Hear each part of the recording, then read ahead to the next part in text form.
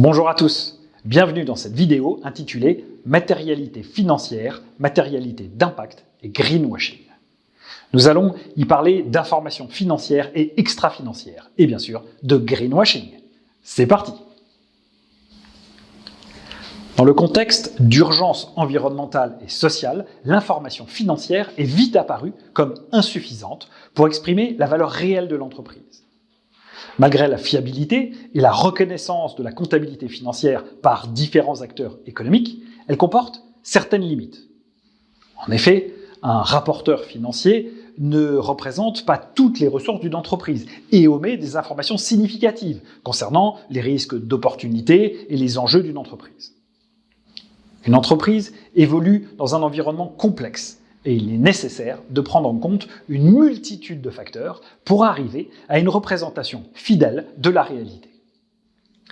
Il a donc fallu accroître la pertinence des informations communiquées aux parties prenantes sur les différentes thématiques environnementales, sociales et de gouvernance. De la même façon que les entreprises produisent un rapport financier, elles ont aujourd'hui l'obligation ou la possibilité de publier un rapport extra-financier. Dans cette démarche de transparence sur leurs enjeux ESG, elles peuvent, par le biais de cadres normatifs, réaliser un rapport extra-financier. Certaines, notamment en Europe, sont soumises à des réglementations les obligeant à réaliser ce type de rapport. Le rapport extra-financier consiste, pour une entreprise, à communiquer sur les implications sociales, environnementales et sociétales de ses activités, ainsi que sur son mode de gouvernance. Cette transparence oblige les entreprises à mettre en place des stratégies et des plans d'action pour converger vers un développement durable avec un double intérêt. En interne, le rapport extra-financier est un outil de gestion qui permet d'identifier et d'atténuer les risques et donc de mieux gérer l'allocation des ressources. C'est un vrai pilier de dialogue avec les parties prenantes et un levier d'engagement auprès des salariés qui sont informés des engagements de l'entreprise.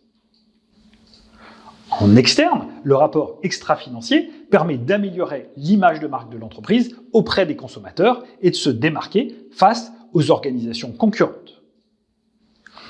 Tout ceci leur permet d'être plus attractifs pour les investisseurs qui ont également des obligations en termes de reporting ESG.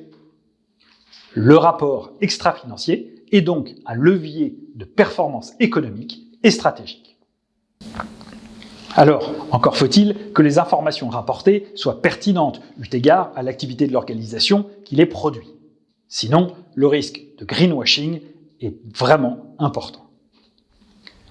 La déclinaison du principe de matérialité au reporting extra-financier s'efforce de répondre à cette problématique. Au départ, le principe de matérialité provient de l'audit. C'est un outil essentiel pour l'auditeur qui lui permet d'évaluer le caractère significatif des anomalies comptables. Dans la littérature comptable et d'audit, la matérialité est en lien avec les fausses déclarations, la divulgation, la séparation des éléments extraordinaires et les exigences d'audit. Les origines de la matérialité, aussi appelée importance relative, remontent au XIXe siècle dans la comptabilité anglaise.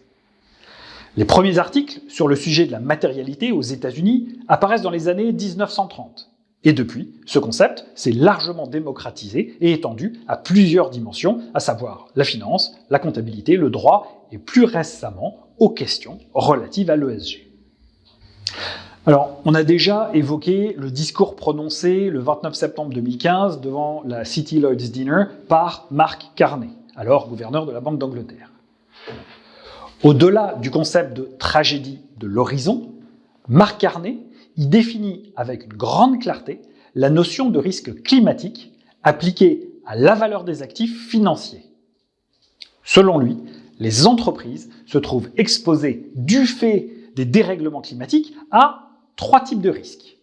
Les risques physiques, les risques de transition et les risques de litige.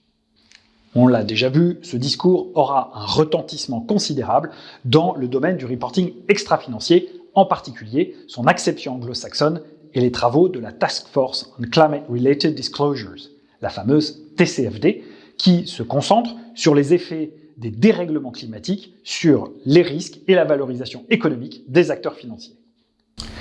Mais cette simple matérialité financière est insuffisante, car elle ne permet pas de répondre aux enjeux environnementaux auxquels nous devons faire face.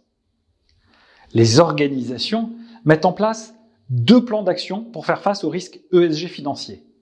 Mais ce n'est pas pour autant qu'elles diminuent leur propre impact sur la société et répondent donc aux enjeux de développement durable. La question de la double matérialité financière et matérialité d'impact, est pour la première fois abordée dans les lignes non contraignantes de la NFRD, Non-Financial Reporting Directive, publiée en 2017 concernant les informations liées au climat. La Commission européenne y invite les entreprises à adopter une double perspective sur les enjeux matériaux afin de répondre aux besoins des investisseurs, consommateurs, citoyens et autres parties prenantes. C'est aussi la philosophie retenue pour élaborer la nouvelle Corporate Sustainability Reporting Directive, la CSRD, qui sert de fondement aux travaux de l'EFRAG, qui assiste la Commission sur ces thématiques. Cette vision se heurte de front à la vision de l'International Sustainability Standard Board, l'ISSB, qui cherche à normaliser ces questions au niveau international. Celui-ci définit une question de durabilité comme significative si elle est raisonnablement susceptible d'affecter la création, la préservation ou l'érosion de la valeur de l'entreprise à court, moyen et long terme, ce qui aurait donc un impact sur les décisions d'investissement des investisseurs. Simple matérialité financière, donc. En ne désignant pas clairement l'impact de l'entreprise comme une donnée fondamentale, cette approche, qu'on appelle anglo-saxonne, pour faire simple, permet aux acteurs économiques de se complaire dans une communication faisant la part belle au greenwashing. À suivre pour voir ce qui pourrait changer, mais ça ne présage pas du meilleur. Voilà pour cette vidéo. Je vous dis à très bientôt pour notre dernière vidéo sur l'histoire de l'ESG.